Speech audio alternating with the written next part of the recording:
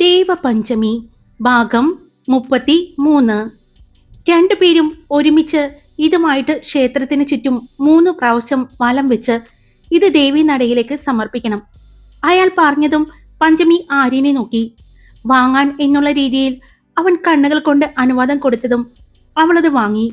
രണ്ടുപേരും ഒരുമിച്ച് തന്നെ തട്ടവും പിടിച്ച് ക്ഷേത്രത്തിന് പ്രദക്ഷിണം വെച്ചു. അവർ ക്ഷേത്ര പ്രദക്ഷിണം വയ്ക്കുമ്പോഴാണ് അങ്ങോട്ട് ശ്രേയയും അവളുടെ ഒരു കൂട്ടുകാരിയും കൂടി കടന്നു വരുന്നത്.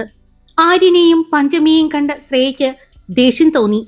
ഞാൻ പറഞ്ഞില്ലേ നിന്നോട്, ഞാൻ അമ്മയെ കൂട്ടാൻ വേണ്ടി പുലിക്കാട്ടിൽ മാൻഷനിലേക്ക് ചെന്നപ്പോൾ അവിടെ പറഞ്ഞു കേട്ടതാണ് ആര്യൻ സാറും ഭാര്യയും കൂടി കുടുംബക്ഷേത്രത്തിലേക്ക് പോകുന്നുണ്ട് എന്ന്. അതാ ഞാൻ നിന്നെ വിളിച്ചറിയിച്ചത്. അവളുടെ കൂടെയുള്ള ഒരു പെൺകുട്ടി ശ്രേയയോട് പറഞ്ഞു. എന്നാൽ അവൾ പറയുന്നതൊന്നും കേൾക്കാതെ കണ്ണിമ വെട്ടാതെ അവൾ നോക്കി നിന്നത് ആര്യനെയായിരുന്നു. ആ വേഷത്തിൽ അവനെ കാണാൻ സുന്ദരനായിരുന്നു. പിന്നെ അവളുടെ നോട്ടം പോയത് പഞ്ചമിയിലേക്കായിരുന്നു. അവളും അതിസുന്ദരിയായി തന്നെ ഒരുങ്ങി നിൽക്കുന്നത് കണ്ട് അവൾക്ക് വല്ലാത്ത ദേഷ്യം തോന്നി.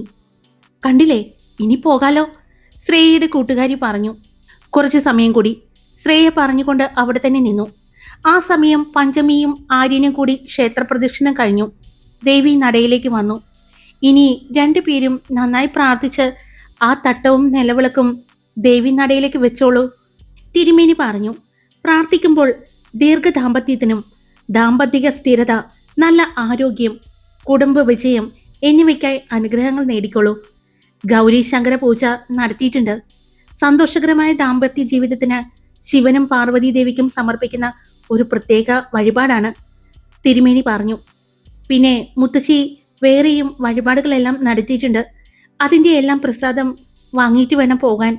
തിരുമേനി പറഞ്ഞതും പെട്ടെന്ന് തട്ടത്തിൽ പിടിച്ചിരുന്ന പഞ്ചമിയുടെ കൈകൾ ഒന്ന് വിട്ടു. അങ്ങനെയല്ല, രണ്ടുപേരും കൂടി ഒരുമിച്ച് ദേവി നടയിലേക്ക് സമർപ്പിക്കണം, തിരുമേനി പറഞ്ഞു. അവൾ ആര്യന്റെ മുഖത്തേക്ക് നോക്കി. അവളുടെ മനസ്സിലൂടെ ഇപ്പോൾ കടന്നു പോകുന്നത് എന്താണെന്ന് വ്യക്തമായി അറിയാവുന്ന ആര്യൻ അവൾക്ക് നേരെ തട്ടം നീട്ടി. അത് കണ്ടതും അവൾ വീണ്ടും ആര്യന്റെ മുഖത്തേക്ക് നോക്കി. പിടിക്ക്, അവൻ പറഞ്ഞു. അവൾ തട്ടത്തിൽ പിടിച്ചു. രണ്ടുപേരും ഒരുമിച്ച് തന്നെ അത് ദേവി നടയിലേക്ക് സമർപ്പിച്ചു. കണ്ണുകൾ നിറഞ്ഞൊഴുകിയിരുന്നു ആ സമയം പഞ്ചമിയുടെ. അത് കണ്ട ആര്യൻ അവളെ ഒന്ന് കൂർപ്പിച്ചു നോക്കി. എന്നാൽ ഇതൊന്നും അറിയാതെ കണ്ണുകളടച്ച് കുഞ്ഞിനെയും പിടിച്ച് ദേവി നടയിലേക്ക് നോക്കി പ്രാർത്ഥിക്കുകയാണ് അവൾ. കണ്ണു തുറന്ന പഞ്ചമി കാണുന്നത് അവളെ നോക്കി നിൽക്കുന്ന ആര്യനെയാണ്. കഴിഞ്ഞോ, ആര്യൻ ചോദിച്ചതും അവൾ എന്താ? അല്ല, കരഞ്ഞ് ദേവിയോട് പരാതി പറഞ്ഞു കഴിഞ്ഞോ? എന്നാ പോകാമായിരുന്നു, ആര്യൻ പറഞ്ഞു. ആ, കഴിഞ്ഞു, അവൻ പറഞ്ഞുകൊണ്ട് അവളുടെ കയ്യിലുണ്ടായിരുന്ന കുഞ്ഞിനെ വാങ്ങി. അപ്പോഴേക്കും ഒരു തട്ടത്തിലായി അന്ന് അവർക്ക് വേണ്ടി കഴിച്ച എല്ലാ പൂജകളുടെയും പ്രസാദവുമായിട്ട് തിരുമേനി വന്നു. ഇതില് സ്വയംവര പാർവതി പൂജ നടത്തിയതിന്റെ കുങ്കുമമുണ്ട്.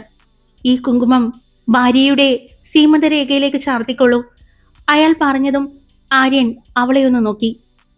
ഇതാ പിടിച്ചോളൂ എന്ന് പറഞ്ഞ തട്ടം ആ തിരുമേനി അവൾക്ക് നേരെ നീട്ടി.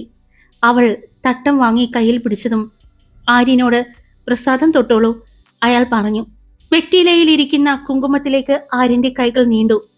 എന്നാൽ ആ സമയം പഞ്ചമിയുടെ കണ്ണുകളിൽ ഒരു പിടച്ചിലായിരുന്നു. ദേവി പ്രസാദമാണ്, അതും സ്വയംവര പാർവതി പൂജയുടെ. അത് വിവാഹിതരായ സ്ത്രീകൾ അവരുടെ ഭർത്താവിന്റെ ക്ഷേമത്തിനും ദീർഘദാമ്പത്യത്തിനും എല്ലാം വേണ്ടി തൊടുന്നതാണ്. പക്ഷേ 3 വർഷം മാത്രം ആയുസ്സുള്ള തൻ്റെ വിവാഹ ജീവിതത്തിന് ഈ കുങ്കുമം ചാർത്തുന്നത് ശരിയാണോ എന്നായിരുന്നു ആ സമയം അവളുടെ മനസ്സിൽ. എന്നാൽ ഒന്നും നോക്കാതെ ആര്യൻ അവൻ്റെ തള്ളവിരലും മോതിരവിരലും കൂട്ടി കുങ്കുമം എടുത്ത് അവളുടെ സീമന്തരേഖയിൽ നീട്ടി വരച്ചു. ഈ കാഴ്ച കണ്ടുകൊണ്ടാണ് ശ്രേയ അകത്തേക്ക് കയറുന്നതും. പഞ്ചമി കണ്ണുകളടച്ച് തൊഴുകൈയോടെ നിൽക്കുന്നത് കണ്ടു. അപ്പോഴാണ് കുഞ്ഞ് ആര്യന്റെ മുഖം പിടിച്ച് അവളുടെ നേരെ തിരിച്ചു. പിന്നെ പഞ്ചമിയെ ചൂണ്ടിക്കാണിച്ചു. പഞ്ചമിക്ക് തൊട്ടുകൊടുത്തതുപോലെ അവൾക്കും തൊട്ടുകൊടുക്കാൻ പറയുകയാണ് എന്ന് മനസ്സിലായ ആര്യൻ അതിൽ നിന്നും ഒരു നുള്ളു കുങ്കുമം എടുത്ത് അവൾക്ക് നെറ്റിയിൽ ചന്ദനം പോലെ ചാർത്തി കൊടുത്തു. അവൾ ചെറിയൊരു പുഞ്ചിരിയോടെ പഞ്ചമിയെ നോക്കി. ആ നോട്ടത്തിന്റെ അർത്ഥം മനസ്സിലായതുപോലെ സുന്ദരിയായിട്ടുണ്ട് കേട്ടോ അമ്മയുടെ മോള്, അവൾ പറഞ്ഞു.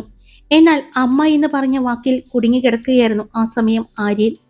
പെട്ടെന്ന് തന്നെ കുഞ്ഞ് അവളുടെ അടുത്തേക്ക് വീണ്ടും പോകുന്നത് കണ്ടതും അവളുടെ കയ്യിൽ തട്ടം ഇരിക്കുന്നത് കൊണ്ട് അവൾ ദയനീയമായി ആര്യനെ നോക്കി. അവളുടെ നോട്ടം മനസ്സിലായതുപോലെ ആര്യൻ അവളുടെ കയ്യിൽ നിന്നും തട്ടം വാങ്ങി പിടിച്ചു. കുഞ്ഞിനെ അവളുടെ കയ്യിലേക്ക് കൊടുത്തു.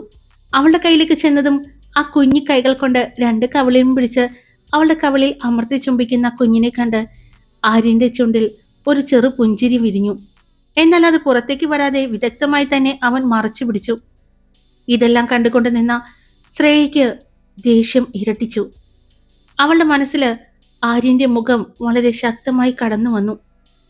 എന്നാ ഞങ്ങൾ ഇറങ്ങിക്കോട്ടെ, എന്തെങ്കിലും ഉണ്ടെങ്കിൽ മുത്തശ്ശിയെ വിളിച്ചാൽ മതി, എന്താവശ്യത്തിനും, ആര്യൻ പറഞ്ഞു.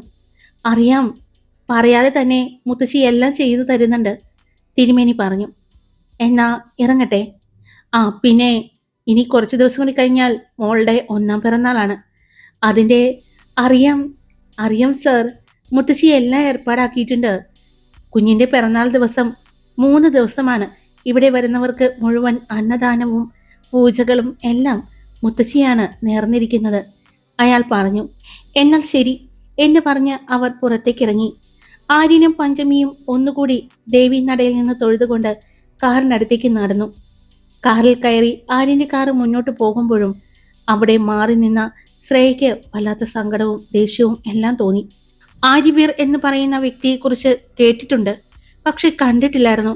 ന്യൂസുകളിലും മാഗസിൻ കവറുകളിലും മാത്രം കണ്ടുകൊണ്ടിരുന്ന ആളെ നേരിട്ട് കണ്ടത് പഞ്ചമിയുടെ ഒപ്പമായിരുന്നു. ഒരിക്കലും തനിക്ക് സ്വപ്നം കാണാൻ പറ്റാത്തത് കൊണ്ടാണ് താൻ ആര്യവീറിനെ സ്വപ്നം കാണാതെ ഇരുന്നത്. പക്ഷേ പഞ്ചമി അവനെ സ്വന്തമാക്കിയിരിക്കുന്നു എന്നറിഞ്ഞപ്പോൾ വല്ലാത്തൊരു ഷോക്കായിരുന്നു. തനിക്ക് കിട്ടാത്തത് അവൾക്ക് കിട്ടിയല്ലോ എന്നോർത്തപ്പോൾ അവൾക്ക് മനസ്സും ശരീരവും എല്ലാം പുകയുന്നത് പോലെ തോന്നി. ആര്യൻ അവളെ ചേർത്ത് പിടിക്കുന്നതും നെറ്റിയിൽ സിന്ദൂരം തൊട്ടുകൊടുക്കുന്നതും ആര്യൻ്റെ കുഞ്ഞിനെ അവൾ കൊഞ്ചിക്കുന്നതും എല്ലാം മാറി നിന്ന് കണ്ട അവൾക്ക് വല്ലാത്ത ദേഷ്യം തോന്നി. ശ്രേയ, മതി വാ, ദേ അവരിങ്ങോട്ട് വരുന്നു. നിന്നെ പഞ്ചമിക്ക് അറിയാവുന്നതാണ്, അതുകൊണ്ട് വെറുതെ പ്രശ്നം ഉണ്ടാക്കണ്ട, നീ വാ എന്ന് പറഞ്ഞ് അവളെയും കൂട്ടി കാർ പാർക്കിങ്ങിലേക്ക് വന്നു. കാറിൽ കയറി ഇരുന്നിട്ടും അവൾക്ക് വല്ലാത്ത ദേഷ്യം തോന്നി. ആ സമയമാണ് ആര്യന്റെ കാറ് ആ ക്ഷേത്രത്തിലെ പ്രവേശന കവാടത്തിനടുത്തായി തന്നെ പാർക്ക് ചെയ്തിരിക്കുന്നത്. അവിടേക്ക് നടന്നു പോകുന്ന ആര്യനെയും പഞ്ചമിയെയും അവൾ കണ്ടു. കൂടെ ക്ഷേത്രത്തിലെ 2-3 പേർ കൂടി ആര്യനോട് സംസാരിച്ചു കൊണ്ടാണ് കാറിനടുത്തേക്ക് ചെന്നത്. അവരോട് യാത്ര പറഞ്ഞ് ആര്യൻ കാറിലേക്ക് കയറി, കൂടെ പഞ്ചമിയും. അവരുടെ കാറ് മുന്നോട്ട് പോകുമ്പോൾ ശ്രേയ ഡ്രൈവിംഗ് സീറ്റിൽ തന്നെ ഇരുന്നു. കണ്ണുകൾ ആ കാറിലേക്ക് തന്നെയായിരുന്നു അപ്പോഴും. ശ്രേയ, ദേ ഞാനൊരു കാര്യം പറയാം. എൻ്റെ അമ്മ പുലിക്കാട്ടിൽ മാൻഷനിലെ ഒരു ജോലിക്കാരിയാണ്. അച്ഛൻ അവിടുത്തെ ഡ്രൈവറും. മറ്റെവിടെയും ജോലി ചെയ്താൽ കിട്ടാവുന്നതിനേക്കാൾ ഇരട്ടി ശമ്പളമാണ് അച്ഛനും അമ്മയ്ക്കും കിട്ടുന്നത്. അതുകൊണ്ട് നിന്റെ കൂടെ കൂടി ദൈവത്തെ ഓർത്ത് ഞങ്ങളുടെ ആ വരുമാന മാർഗം ഇല്ലാതാക്കരുത്. നിനക്ക് പഞ്ചമിയോടുള്ള ദേഷ്യം പണ്ട് മുതലേ എനിക്ക് അറിയാവുന്നത് കൊണ്ടും ഇന്ന് നിങ്ങളെ ആ വീട്ടിൽ നിന്നും ഇറക്കി വിട്ടു എന്നെല്ലാം അറിഞ്ഞപ്പോൾ അതുകൊണ്ടാണ് ഞാൻ അവളുടെ കാര്യം നിന്നോട് പറഞ്ഞത്. നിന്റെയും ബ്രഹ്മദത്തിന്റെയും വിവാഹം ഉറപ്പിച്ചതല്ലേ? എത്രയും പെട്ടെന്ന് ബ്രഹ്മദത്തിനെ വിവാഹം കഴിച്ച് നീ പോകാൻ നോക്ക്. ആര്യൻ സാറിനെ പോലെ തന്നെയാണ് ബ്രഹ്മദത്തനും. കാണാനും കുഴപ്പമൊന്നുമില്ലല്ലോ. ഇപ്പോ നിങ്ങളുടെ അവസ്ഥ മുഴുവനും അയാൾക്കറിയാം. ഇനി നീ വൈകിക്കണ്ട എന്നാണ് എൻ്റെ അഭിപ്രായം, കൂട്ടുകാരി പറഞ്ഞു. ഈ പഞ്ചമിയോട് എനിക്ക് എന്താണ് ദേഷ്യമെന്ന് നിനക്കറിയാലോ. ചെറുപ്പം മുതലേ അവൾക്ക് അവളുടെ അച്ഛൻ അവളുടെ ഇഷ്ടത്തിന് എല്ലാം വാങ്ങിക്കൊടുക്കുമ്പോൾ ഒരു ഔദാര്യം പോലെയായിരുന്നു എനിക്കും കിട്ടിക്കൊണ്ടിരുന്നത്. അവൾക്ക് ഒന്നിൽ കൂടുതൽ സാധനങ്ങൾ വാങ്ങുമ്പോൾ അതിൽ ഒരെണ്ണമായിരിക്കും എനിക്ക് കിട്ടുന്നത്. എനിക്ക് ഇഷ്ടപ്പെട്ടതും ഞാൻ ആഗ്രഹിച്ചതും എല്ലാം അവളുടെ കയ്യിലായിരിക്കും ഉണ്ടാവുക. എൻ്റെ ഇഷ്ടങ്ങളൊന്നും ആരും ചോദിച്ചിട്ടില്ല. എൻ്റെ അമ്മയുടെയും അച്ഛൻ്റെയും കാര്യം പിന്നെ പറയണ്ടല്ലോ. ആ വീട്ടിൽ എപ്പോഴും അമ്പാട്ട് ശ്രീനിവാസൻ തന്നെയായിരുന്നു എല്ലാ കാര്യങ്ങളും നടത്തിക്കൊണ്ടിരുന്നത്. അവളുടെ ഓരോ പിറന്നാളും അവളുടെ അച്ഛനും അമ്മയും ആഘോഷിക്കുമ്പോൾ ഞാനും സങ്കടപ്പെട്ടിട്ടുണ്ട്. ആർഭാടമായിട്ട് വലിയൊരു റിസോർട്ടിൽ വെച്ച് ശ്രീനിവാസൻ എന്ന അവളുടെ അച്ഛൻ്റെ ബിസിനസ്സിലെ എല്ലാ ആളുകളെയും വിളിച്ച് അവളുടെ ബർത്ത്ഡേ ആഘോഷിക്കുമ്പോൾ വിലയേറിയ സമ്മാനങ്ങളാണ് അവൾക്ക് കിട്ടുക. അതെല്ലാം മാറി നിന്ന് ഞാൻ കണ്ട് ആസ്വദിക്കുമായിരുന്നു. ഒന്നും ഞാൻ ചോദിച്ച് മേടിക്കാറില്ല, തട്ടിയെടുക്കാറാണ് പതിവ്. അതുപോലെ തന്നെയാണ് എനിക്ക് വേണ്ടത് ആര്യവീറിനെ, ശ്രേയ പറഞ്ഞു. ദേ, നീ വെറുതെ ആവശ്യമില്ലാത്ത കാര്യത്തിന് പോകരുത്. ആര്യൻ സാറ് നീ വിചാരിക്കുന്നത് പോലെയൊന്നുമല്ല. എനിക്ക് പേടിയാവുന്നു. അച്ഛൻ പറഞ്ഞു തന്നെ കേട്ട് എനിക്കറിയാവുന്നതാണ്. നീ പ്രശ്നത്തിനൊന്നും പോകരുത് കേട്ടോ. അദ്ദേഹത്തിന് സ്ത്രീയെന്നോ കുഞ്ഞെന്നോ പ്രായമുള്ളവരെന്നോ ഒന്നും നോക്കില്ല. ദേഷ്യം വന്നാൽ, തെറ്റ് ചെയ്താൽ, അദ്ദേഹത്തിന് ഇഷ്ടമുള്ളവരെ വേദനിപ്പിച്ചാൽ അദ്ദേഹം ഒന്നും നോക്കില്ല. അതുകൊണ്ട് പൊന്നു ശ്രേയ, നീ ആവശ്യമില്ലാത്ത പണിക്ക് പോകരുത്. നീ പേടിക്കാതിരിക്കുക, നിനക്കൊരു പ്രശ്നം ഉണ്ടാകില്ല. പക്ഷെ പഞ്ചമി, അവൾ ഒരുപാട് നാളൊന്നും പുലിക്കാട്ടിൽ മാൻഷനിൽ രാജ്ഞിയെ പോലെ വാഴില്ല. വാഴാൻ ഞാൻ സമ്മതിക്കില്ല. ശ്രേയ ദേഷ്യത്തോടെ പറഞ്ഞുകൊണ്ട് കാറെടുത്തുകൊണ്ട് പോയി. പുലിക്കാട്ടിൽ വീട്ടിലെത്തിയതും അമ്പലത്തിൽ നിന്ന് കിട്ടിയ പ്രസാദവും തട്ടവുമായി പഞ്ചമി അകത്തേക്ക് കയറി ചെന്നു. അവർ ചെന്നപ്പോഴേ മുത്തശ്ശിയും ആര്യന്റെ അമ്മയും അടക്കം എല്ലാവരും അവരുടെ അടുത്തേക്ക് വന്നു. മോളെ, തട്ടത്തിലെ പ്രസാദമെല്ലാം പൂജാമുറിയിലേക്ക് വെച്ചോളൂ. മുത്തശ്ശി പറഞ്ഞതും അവൾ കുഞ്ഞിനെ പിടിച്ചുകൊണ്ട് തന്നെ തട്ടവുമായി പൂജാമുറിയിലേക്ക് നടന്നു. പൂജാമുറിയിലേക്ക് വെച്ചുകൊണ്ട് അവൾ മുത്തശ്ശിയുടെ അടുത്തേക്ക് വന്നു. 2 ദിവസം കൂടി മുടങ്ങാതെ 2 പേരും കൂടി പോണം. മറക്കരുത്, മുടക്കരുത്. മുടങ്ങിയാൽ വീണ്ടും ഒന്നുകൂടി തുടങ്ങേണ്ടി വരും, മുത്തശ്ശി പറഞ്ഞു. അതും ആര്യനെ നോക്കിയാണ് പറഞ്ഞത്. അപ്പോഴാണ് അങ്ങോട്ട് സിദ്ധു വന്നത്. ഞാൻ വന്നിട്ട് കുറെ നേരമായി.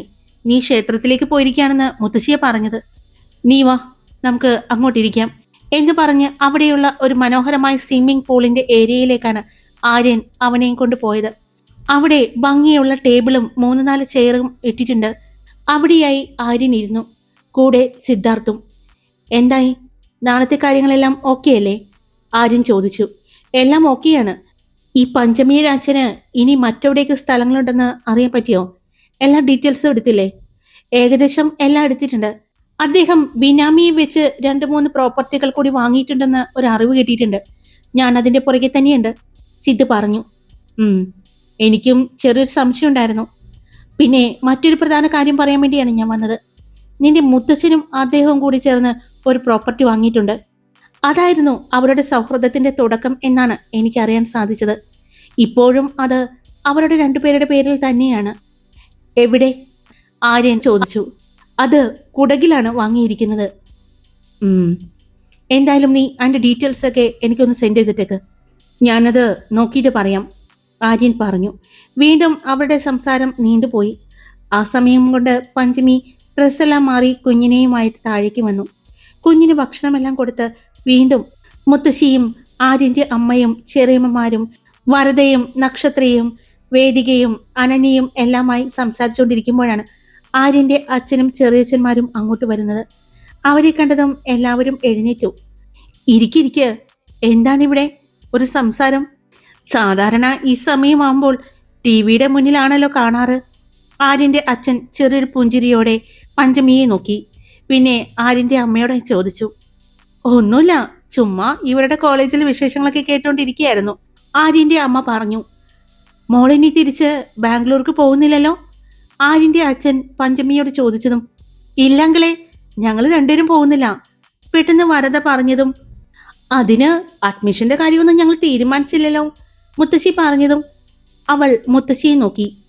ഇത്രയും നേരം ഞാൻ വന്നിരുന്ന് ഈ കാലും കൈയും എല്ലാം തടവി തന്ന് കാര്യം പറഞ്ഞത് മുത്തശ്ശി ഇത്ര പെട്ടെന്ന് മറന്നോ? മറന്നിട്ടൊന്നുമില്ല, ഞാൻ തരാൻ റെഡിയാണ്. പക്ഷേ അവിടുത്തെ കാര്യങ്ങളെല്ലാം നോക്കുന്നതേ ആര്യവീറാണ്. ഒരു കാര്യം ചെയ്, മോള് ചെന്ന് അവനോട് സംസാരിക്ക്. അയ്യോ, ഞാനോ? അയ്യോ, ഞാനില്ല. ഒരു കാര്യം ചെയ്യാം, നമുക്ക് ആര്യൻ സാറിന്റെ വീക്ക്നെസ്സിൽ തന്നെ കയറി പിടിക്കാം. വരദ പറഞ്ഞതും എല്ലാവരും അവളെ നോക്കി. ആര്യന്റെ വീക്ക്നെസ്സോ? അതാരാ? മുത്തശ്ശി ചോദിച്ചു. ദേ ഇവള്, കുഞ്ഞിനെ എടുത്തു നിൽക്കുന്ന പഞ്ചമിയെ കാണിച്ചുകൊണ്ട് പറഞ്ഞതും ഏത്? ഈ 1 വയസ്സാവാൻ പോകുന്ന ഈ കുഞ്ഞോ? എന്റെ പൊന്നു ചേച്ചി, ആ കുഞ്ഞിനെ പറയാനൊന്നും ആയിട്ടില്ല.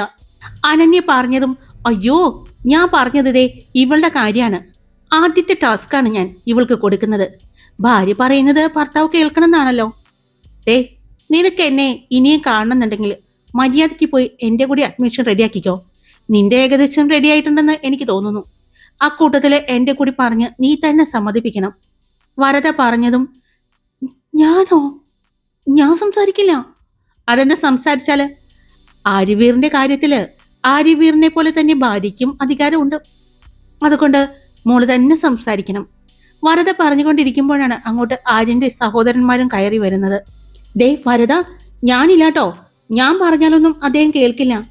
ആര് പറഞ്ഞു? എല്ലാവരും പറഞ്ഞ അദ്ദേഹം കേൾക്കും. ആര്യൻ സാറിന് നന്നായി ചെവി കേൾക്കാം. വരദ പറഞ്ഞു. നീ തമാശ പറയാണോ? അല്ല, ഞാൻ കാര്യമായിട്ടാ പറഞ്ഞത്. മര്യാദയ്ക്ക് എൻ്റെ കാര്യം സംസാരിക്കണം. ഞാൻ ഇനി ബാംഗ്ലൂർക്ക് പോവില്ല. എനിക്ക് ഇവിടെ മതി. നിങ്ങളുടെ കൂടെ ഞാനും കൂടി കൂടിക്കോളാം. വരദ പറഞ്ഞതും അത് ശരിയാ. ഈ 4 റിപ്പോർട്ട് കാർഡ് വരുമ്പോ ഏട്ടൻ ചെല്ലാറുള്ളതാണ്. ഇനിയിപ്പോ ഇവരുടെ 2 പേരുടെയും കൂടി ആവുമ്പോ ബുദ്ധിമുട്ടൊന്നും ഉണ്ടാവില്ല ഏട്ടന്. ആര്? ആര്യൻ സാറാണോ വരുന്നത്? അതെ, വല്യേട്ടനാണ് ഞങ്ങളുടെ എല്ലാവരുടെയും റിപ്പോർട്ട് കാർഡ് ഒപ്പിടാൻ വേണ്ടി വരുന്നത്. ആണോ? എനിക്ക് അച്ഛനുണ്ടല്ലോ. എൻ്റെ അച്ഛൻ വന്നോളും. വിജയകുമാർ, അദ്ദേഹം വന്ന് എൻ്റെ സൈൻ ചെയ്തോളും. ഇനിയിപ്പോ പഞ്ചമിയുടെ കാര്യം കൂടി അദ്ദേഹത്തിന് നോക്കിയാൽ മതിയല്ലോ. എൻ്റെ കാര്യം നോക്കണ്ട. അതുകൊണ്ട് എനിക്ക് പ്രശ്നമല്ല, വരദ പറഞ്ഞു. എന്താണ് ഇവിടെ പ്രശ്നമില്ലാത്തത് എന്ന് ചോദിച്ചുകൊണ്ടാണ് സിദ്ധു അങ്ങോട്ട് വരുന്നത്. കൂടെ ആര്യനുമുണ്ട്. അതോ, ഇവരുടെ കോളേജിൽ അഡ്മിഷന്റെ കേസ് അറിയായിരുന്നു. ഇനിയിപ്പോ ഏട്ടത്തി തിരിച്ച് ബാംഗ്ലൂർക്ക് പോകുന്നില്ലല്ലോ. ഏട്ടത്തി ഇല്ലാതെ ഏട്ടത്തിയുടെ കൂട്ടുകാരിക്ക് പറ്റില്ലാന്ന്. അതുകൊണ്ട് നമ്മുടെ കോളേജിൽ ഒരു അഡ്മിഷൻ കൊടുക്കൂ എന്നുള്ള റെക്കമെൻഡേഷനിലായിരുന്നു മുത്തശ്ശിയുടെ അടുത്ത്. പക്ഷേ നൈസായിട്ട് മുത്തശ്ശി കൈയൊഴിഞ്ഞു. അനന്യ പറഞ്ഞതും വരദ അവളെ ഒന്ന് കൂർപ്പിച്ചു നോക്കി. 2 പേരുടെയും അഡ്മിഷൻ കാര്യങ്ങൾ കോളേജിൽ റെഡിയാക്കിയിട്ടുണ്ട്. വെക്കേഷൻ കഴിയുമ്പോൾ 2 പേർക്കും അവിടെ ജോയിൻ ചെയ്യാം, ആര്യൻ പറഞ്ഞു. ഞാൻ പോകുന്നില്ല. പെട്ടെന്ന് പഞ്ചമി അത് പറഞ്ഞതും എല്ലാവരും ഞെട്ടലോടെ അവളെ നോക്കി. ആര്യനും നെറ്റിച്ചൊളിച്ച് അവളെ നോക്കിക്കൊണ്ട് നിന്നു. അവൾക്ക് ആര്യന്റെ മുഖത്ത് നോക്കാൻ പറ്റാതെ അവൾ തല കുനിച്ചു നിന്നു. ഹായ്, എല്ലാവരും സുഖമായിട്ടിരിക്കുന്നോ? ഞാൻ സുഖമായിട്ടിരിക്കുന്നു. അപ്പോൾ സ്റ്റോറി ഇട്ടിട്ടുണ്ടേ. ഇഷ്ടപ്പെട്ടാൽ ലൈക്ക് ചെയ്യാനും നിങ്ങളുടെ അഭിപ്രായം കമൻറ്റ് ചെയ്യാനും സബ്സ്ക്രൈബ് ചെയ്യാതെ കേൾക്കുന്നവരുണ്ടെങ്കിൽ സബ്സ്ക്രൈബ് ചെയ്യാനും മറക്കല്ലേ. Love you all. It's me Karthika.